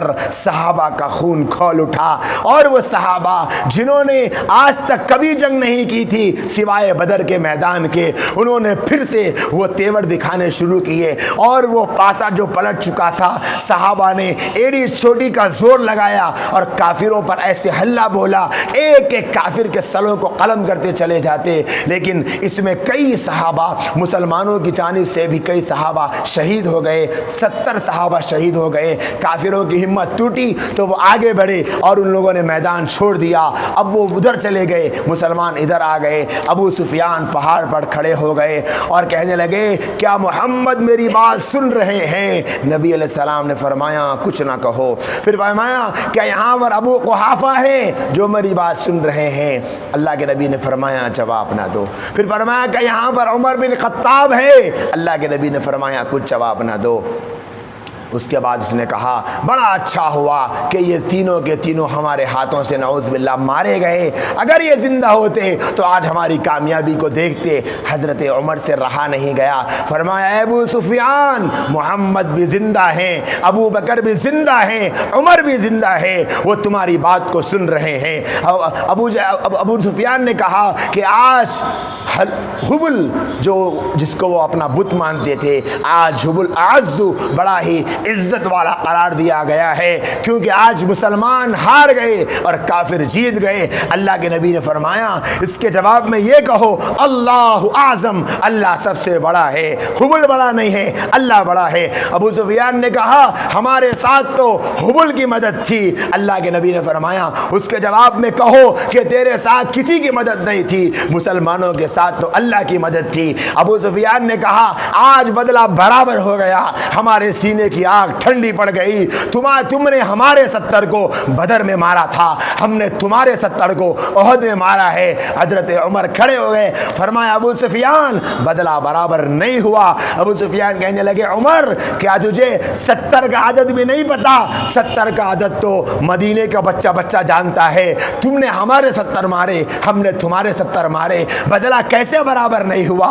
حضرت عمر نے فرمایا ابو سفیان بدلہ کبھی برابر نہیں ہو سکتا، اس لیے کہ جن 70 کو ہم نے مارا وہ جہنم میں گئے، اور جن 70 کو تم نے مارا وہ جنت میں گئے، اور جنت میں جانے والے اور جہنم میں جانے والے کبھی برابر نہیں ہو سکتے۔ اس طریقے سے مسلمانوں اور کافروں کے درمیان اس جنگ کا اختتام ہوا اور کافر پلٹ کے جانے لگے۔ کچھ دور گئے تھے کافر، انہیں خیال آیا کہ پھر لوٹ کر آئے، وہ ابھی انہی فکروں میں تھے، لیکن یہاں مدینے سے پہلے احد کے میدان میں کیا منظر ہے ذرا وہ تو سن لیں۔ جب مسلمان زخمی ہو رہے تھے، مسلمانوں کو شہید کیا جا رہا تھا، تو کافروں کے دلوں میں، ان کے سینوں میں جو آگ تھی، اس آگ کو انہیں پورا کرنا بہت دل کر رہا تھا، ان کے دشمنی کا لاوا ٹھنڈا نہیں ہو رہا تھا، تو ان ظالموں نے مسلمانوں کا موصلہ کرنا شروع کیا، کسی کی ناک کاٹی، کسی کے آنکھ کان کاٹے، کسی کے جسم کے اعضاء کو کاٹنا شروع کیا، اور حضرت حمزہ رضی اللہ تعالیٰ عنہ کے تو آنکھ ناک بھی کاٹی گئی، کان بھی کاٹے گئے، اور ہندا نے آپ کے پیٹ کو چاکا، آپ کے کلیجے کو نکالا، اور اس میں شراب پینے کی کوشش کی لیکن پی نہیں سکی۔ اسے بڑی حسرت تھی میرے شوہر کو مارنے والے حمزہ کو، میں اپنے دل کے اس کے کلیجے میں، اس کی کھوپڑی میں شراب پیوں گی، لیکن پی نہیں سکی۔ اس طریقے سے ایک ایک صحابہ زخموں میں چور شہادت کے وہ منظر احد کے میدان نے پیش کیے ہیں۔ میرے بھائی اور دوستو، قیامت کی صبح تک کوئی جانثار ایسی جانثاری پیش کر نہیں سکے گا، چاہے کتنا ہی اپنے محبوب کے چاہنے کے دعویٰ کرنے والا ہو۔ وہ حضرت طلحہ یہاں سے نبی کے اوپر تلوار آتی، تیر آتی تو یہاں کھڑے ہو جاتے، یہاں سے تیر آتی یہاں کھڑے ہو جاتے، یہاں سے تیر آتی یہاں کھڑے ہو جاتے، پیچھے سے تیر آتی تو یہاں کھڑے ہو جاتے۔ 70 زخم ان کے جسم پہ لگے۔ فرمایا نبی نے طلحہ کیا کرتے ہو؟ کہنے لگے یا رسول اللہ میں کچھ نہیں کر سکتا، لیکن کوشش اس بات کی ہے کہ آقا آپ کو بچانے کے لیے میں ڈھال کے طور پہ کام آ جاؤں، اللہ اسی کو بہانہ بنا کے میری مغفرت کر دیں گے۔ جب احد کے میدان میں آنے کا اعلان ہوا تھا تو جس کے پاس شوہر تھے انہوں نے شوہر کو بھیجا، جس کے گھر میں شوہر نہیں تھا انہوں نے اپنے بچوں کو بھیجا۔ ایک معصوم سے بچے کی ماں جس کے گھر میں نہ شوہر تھا وہ شہید ہو گیا، نہ بچے تھے وہ شہید ہو گئے۔ اب وہ بے چین ہے، بے قرار ہے کہ کیا کریں گے، کیسے میں اللہ کے راستے میں شہادت کا جام نوش کرنے والی بنوں۔ اللہ کے نبی صلی اللہ علیہ وسلم کی خدمت میں آئی، آقا نکل رہے ہیں، چادر کو لپیٹا، فرمایا یا رسول اللہ کچھ کہنا چاہتی اللہ کی بندی؟ کہا اللہ کی بندی کہو کیا کہنا چاہتی ہو؟ کہنے لگی یا رسول اللہ میرے گھر میں نہ میرا باپ ہے جسے میں آپ کے راستے میں بھیجتی، نہ میرا شوہر ہے جسے آپ کے راستے میں بھیجتی، نہ میری اولاد ہے، سب کے سب آپ کے راستے میں شہید ہو گئے، سب اللہ کے راستے میں جا رہے ہیں، میرے پاس کچھ نہیں یا رسول اللہ، یہ ایک چھوٹا سا بچہ ہے، اگر اس بچے کو آپ اپنے راستے میں قبول کر لے اللہ کے تو میں سعادت سمجھوں گی۔ اللہ کے نبی نے فرمایا یہ بچہ کس کام میں آئے گا؟ کہنے لگی یا رسول اللہ میرا بیٹا میں جانتی ہوں کسی دشمن کو مارنے کے لیے کام نہیں آ سکتا، تلوار کے طور پہ استعمال نہیں کر سکتے، لیکن یا رسول اللہ اگر آپ کی طرف کوئی حملہ ہوگا، کوئی دشمن آپ کی طرف نیزہ پھینکے گا، کوئی تلوار سے آپ کو مارنے کے لیے آئے گا تو اللہ کے نبی میرے بچے کو ڈھال کے طور پہ استعمال کر لینا، کل قیامت کے دن میں اپنے رب سے کہہ لوں گی کہ اے اللہ کچھ نہیں تھا، میرے بیٹے کو میں نے نبی کے لیے ڈھال بنانے کے لیے دے دیا تھا، اسی کو بہانہ بنا کے میری مغفرت کر دے۔ ایک اللہ کی بندی جب نبی علیہ السلام کی شہادت کی خبر عام ہوئی تو مدینے سے لوگ کھچے آنے لگ گئے کہ ہمارے نبی کو کیا ہو گیا، ہمارے نبی کو کیا ہو گیا۔ ایسی محبت تھی نبی سے ان صحابہ کو، ان صحابیات کو کہ نبی کے نام پر حرف آ جاتا تھا تو ان کے راتوں کی نیند اڑ جایا کرتی تھی۔ آ گئی اللہ کی بندی، راستے میں کسی نے مل کر کہا اے اللہ کی بندی کہاں جا رہی ہو؟ کہنے لگی میں نے سنا کہ آقا شہید ہو گئے، میں دیکھنا چاہتی ہوں کہ آقا کی سلامتی ہے یا نہیں ہے۔ کسی نے کہا میں نے تیرے باپ کے لاشے کو وہاں پڑا ہوا دیکھا، وہ شہید ہو گیا۔ کہنے لگی مجھے باپ کے لاشے کو دیکھنے کی حاجت نہیں، وہ اگر شہید ہو گیا تو میں اللہ کا شکر ادا کرتی ہوں، مجھے میرے نبی کی خبر دو۔ آگے بڑھی تو کسی نے کہا کہاں جا رہی ہو؟ کہنے لگی میں نبی کے دیدار کے لیے جاتی ہوں۔ کہنے لگے تیرے بھائی کے لاشے کو ہم نے دیکھا۔ کہا بھائی کے لاشے کو دیکھنے کی تمنا نہیں، نبی کے چہرے کو دیکھنے کی تمنا ہے۔ آگے بڑھی کسی نے کہا تیرا شوہر شہید ہو گیا۔ کہنے لگی شوہر کو دیکھنے کی تمنا نہیں، مجھے یہ بتا دو کہ میرے آقا کیسے ہے۔ جب احد کے قریب پہنچی تو کسی نے بتایا کہ آقا الحمدللہ صحت مند ہے، آقا الحمدللہ عافیت کے ساتھ موجود ہے۔ تو کہنے لگی نہیں میں نہیں مانوں گی، مجھے ایک مرتبہ میرے آقا کا دیدار کرا دو۔ تو کسی صحابی نے فرمایا کہ دیکھو وہاں جو کھڑے ہوئے ہیں وہی ہمارے آقا کھڑے موجود ہے۔ تو آنکھوں کو ٹھنڈا کیا اور نبی کے قریب جا کر فرمائی یا رسول اللہ کسی نے کہا کہ تیرا باپ شہید ہو گیا، کسی نے کہا کہ تیرا شوہر شہید ہو گیا، کسی نے کہا کہ تیرا باپ شہید ہو گیا، باپ اور بھائی اور شوہر کے شہادت سن لی یا رسول اللہ، لیکن آپ کو دیکھنے کے لیے میں بے چین و بے قرار تھی، اب آپ کو دیکھ لی میری آنکھیں ٹھنڈی پڑ گئی۔ یہ تمنائیں، یہ آرزویں، یہ خواہشیں صحابہ کی، وہ حضرت حنظلہ رضی اللہ تعالیٰ عنہ جن کا ابھی نہیں نکاح ہوا تھا، رات کا وقت ہے، بیوی کے پاس گئے، بیوی سے ملاقات کی، غسل فرض ہو گیا، غسل واجب ہو گیا، جنوبی حالت میں تھے، کان میں آواز پڑی اے اللہ کے نبی کے صحابہ چلو اللہ کے راستے میں دشمن سے مقابلہ کرنا ہے۔ ویسے ہی نکل کر آ گئے، یہ نہیں سوچا کہ پہلے غسل کر لوں۔ بیوی نے کہا غسل تو کر لو، فرمایا کہ نہیں، نبی کی آواز پر مجھے لبیک پہلے کہنا ہے۔ گئے، مقابلہ کیا، ابو سفیان کے سامنے ڈٹے رہے۔ جب آپ شہید کر دیے گئے، نبی علیہ السلام نے صحابہ شہداء کو ایسے ہی دفن کر دیا، شہید کے لیے غسل نہیں ہوتا۔ اللہ کے نبی علیہ السلام نے فرمایا غسل نہ دو، لیکن صحابہ نے دیکھا کہ حنظلہ کا جو جنازہ تھا وہ زمین سے تھوڑا اوپر اٹھا ہوا ہے، ان کے سر کے بالوں سے پانی ٹپک رہا ہے۔ اللہ کے نبی نے فرمایا میں دیکھ رہا ہوں کہ میرے حنظلہ کو فرشتے غسل دے رہے ہیں۔ یہ وہ صحابہ ہیں जिन्हें फरिश्ते आसमानों से आकर गुस्ल दिया करते थे, और आज की दुनिया उन्हीं सहाबा को मुसलमानों से दूर करना चाहती है, उन्हीं सहाबा से मुसलमानों का रिश्ता तोड़ना चाहती है। क्यों?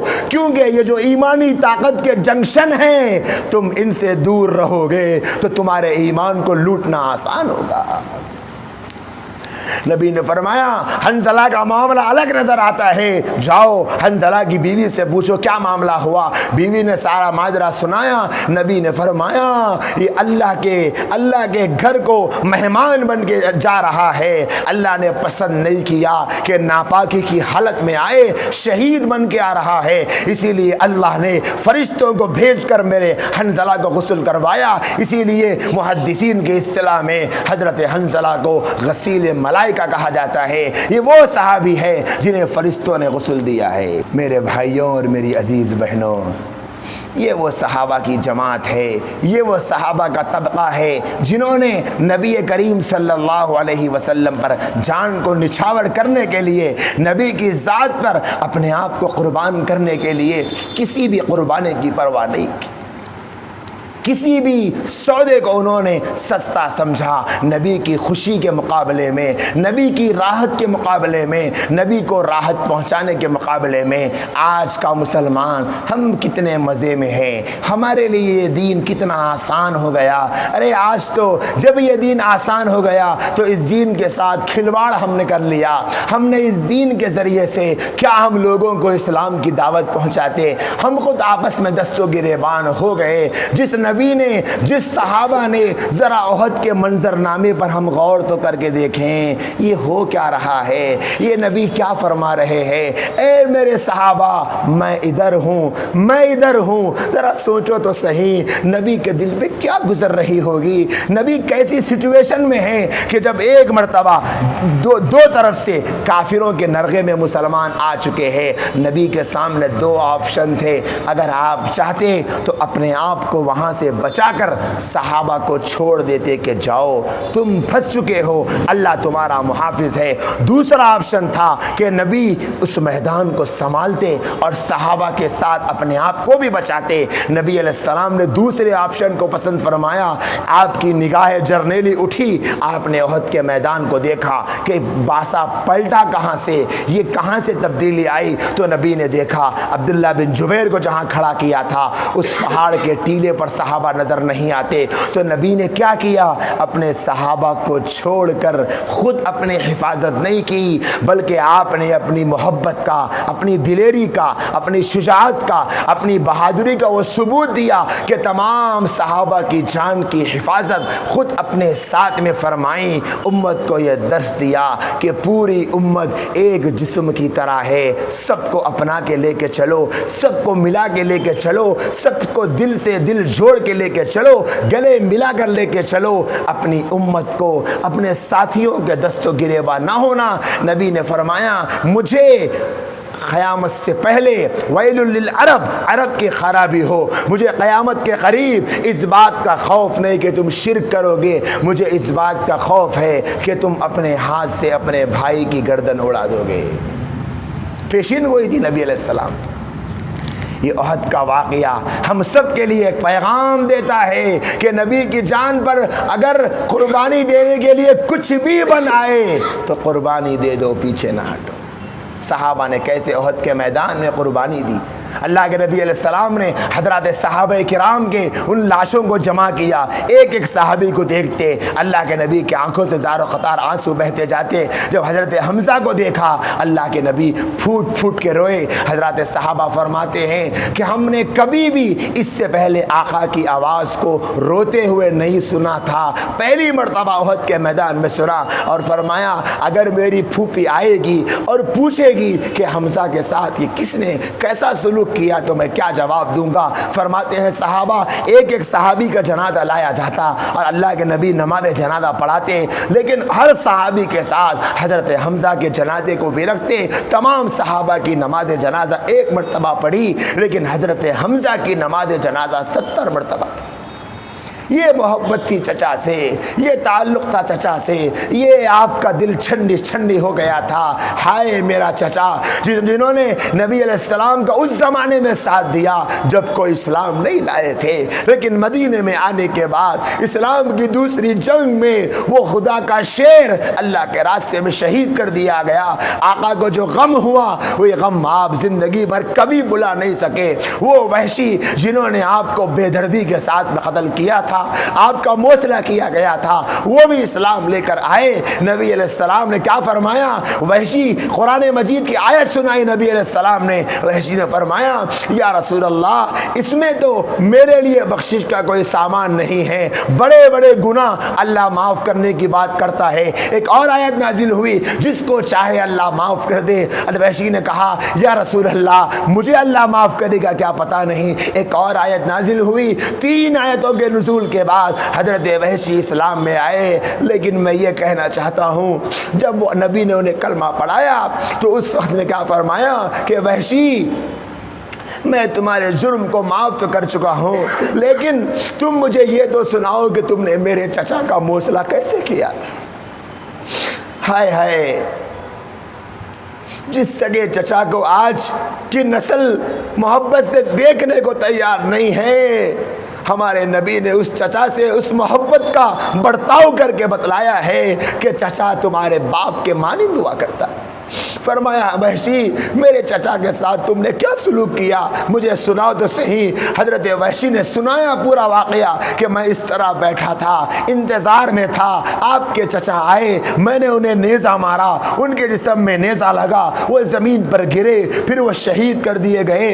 پھر جب وہ قتل کر دیے گئے تو ہم نے ان کے آنکھ کاٹی، ہم نے ان کے ناک کاٹی، ہم نے ان کے کان کاٹے، ہم نے ان کے یہاں ایک ایک جملہ وحشی کہتے جا رہے ہیں، اور نبی رحمت کے آنکھوں سے آنسوؤں کی پھلجھڑیاں گرتی جا رہی ہے۔ وہ کہتے ہیں کہ ہم نے کان کاٹا، آقا رو رہے ہیں۔ وہ کہتے ہیں کہ ہم نے ناک کاٹی، آقا رو رہے ہیں۔ وہ کہتے ہیں کہ ہم نے سینہ چاکا، آقا رو رہے ہیں۔ وہ کہتے ہیں کہ ہم نے کلیجہ نکالا، اور آپ کے چچا کی کھوپڑی میں شراب پینے کی ہندا نے کوشش کی۔ یہ سب سنایا۔ جب وحشی نے واقعہ ختم کیا تو نبی علیہ السلام نے اپنا چہرے انور اٹھایا تو آپ کے آنکھوں سے زار و قطار آنسوؤں کی لڑیاں گر رہی تھی۔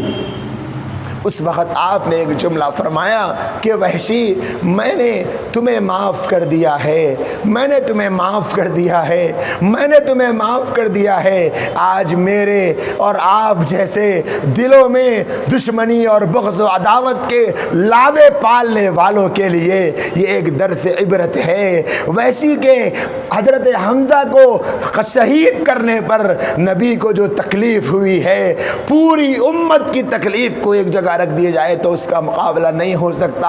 آج جو مسلمان دلوں میں نفرتوں کے لاوے پکایا ہوا ہے کہ میری میرے چچا سے نہیں بنتی، ماموں سے نہیں بنتی، بھائی کی بھائی سے نہیں بنتی، بہن کی بھائی سے نہیں بنتی، ساس کی بہو سے نہیں بنتی، بیٹی کی ماں سے نہیں بنتی، داماد کی سسرال والوں سے نہیں بنتی، دوست کی دوست سے نہیں بنتی، پڑوسی کی پڑوس سے نہیں بنتی۔ یہ جو دلوں میں نفرتوں کے لاوے ہیں، میرے نبی نے بتلایا معاف کرنے میں عزت ہے۔ وحشی کو معاف کر دیا، وحشی سے کوئی بدلہ نہیں لیا۔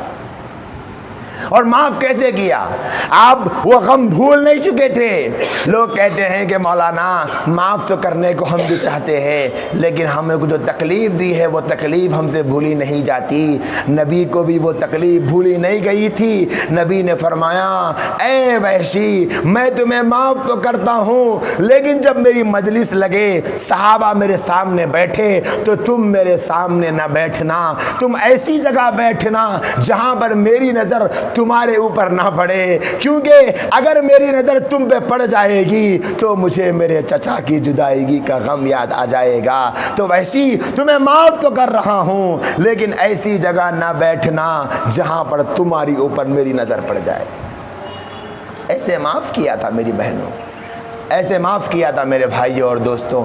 اس طریقے سے اللہ کے نبی صلی اللہ علیہ وآلہ وسلم کے اس واقعے سے یہ پیغام، یہ سبق، یہ عبرت ہم کو لینے کی ضرورت ہے۔ یہ احد کا واقعہ شوال کے مہینے میں پیش آیا، یہ شوال کا مہینہ ہے۔ اسی مناسبت سے اس واقعے کو، اس سے ملنے والے اسباق کو، حضرات صحابہ کی قربانیوں کو، حضرات صحابہ کی بے چینیوں کو، حضرات صحابہ کی بے قراریوں کو ہمارے سامنے بیان کیا گیا، تاکہ ہمیں پتہ چلے کہ اس اسلام کو ہم تک پہنچانے میں کیسی قربانیاں نبی نے اور صحابہ نے دی ہے، اور کس طریقے سے یہ اسلام ہم تک پہنچا ہے، یہ ایمان ہم تک پہنچا ہے۔ رمضان کے گزرنے کے بعد کہ جو استقامت کے جو درجات اور اسباب ہے اس واقعے میں مضمر ہے، کیسے صحابہ نے استقامت کا پہاڑ بن کر اپنے آپ کو ڈٹائے رکھا کافروں کے مقابلے میں، لیکن وہ پیچھے نہیں ہٹے۔ دیکھنا یہ ہے کہ ہم میں سے کون کون ہیں جو اعمال پر ڈٹے ہیں استقامت کے ساتھ، جو ایمان پر ڈٹے ہیں استقامت کے ساتھ۔ کیسے صحابہ کرام نے 50 صحابہ کے